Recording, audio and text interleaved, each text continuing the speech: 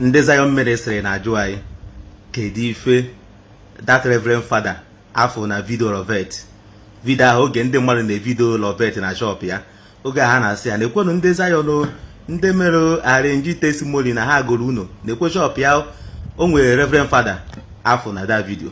Ndị Zion na-ajụ anyị kedu ife that Reverend Father na-eme na that video. Nwanne o nwere ka ihe esi megide arrange imegide arrange ejide gị ịdị confuse ị na-ebigherizi aka. Nwanne ndị Zion dị confuse ebe ha na-achọ na-abụ ebe ha ya agada aka, ebe ha ya agada aka ka ha na-achọ. Biko ka njụ unu abandoro ndị Reverend Father iji ebe enwe fracas. Onwe constitution bandoro ndị Reverend Father Nigeria ma ọ bụ ndị priest Nigeria onwe ebe enwe fracas ha ejezina there. Because I watched that video how many times unu fụrụ a Reverend Father there, and then oge this girl oge Evangelist Ebuka Obi buru amụma ọkpọ Lovet afa na that una open heaven, that Reverend Father nọ there mba. Oge this Lovet bịa mee testimony na Zion Ministry, that Reverend Father nọ there mba. Oge this Lovet kpọkpọ some of the Zion Ministry jee n'ụlọ aha jee gosi unu that building. Oge ọ gwara unu na o deposit go 200 million or for balance 300 million.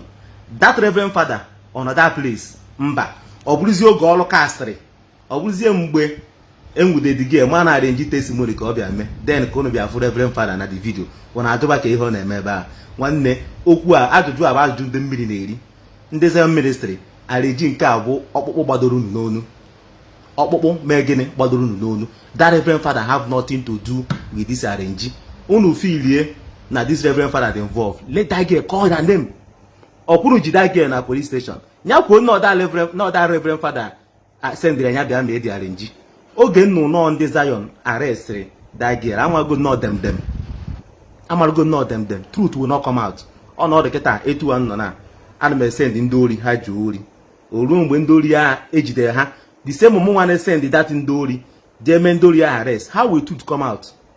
All them did that girl them ọ bụrụ nchọ ka eziokwu pụta n'okwu a arrest ya no those moderator post with that video na Zion Ministry that day emelu that testimony. Ọ ha nwa ekwu eziokwu.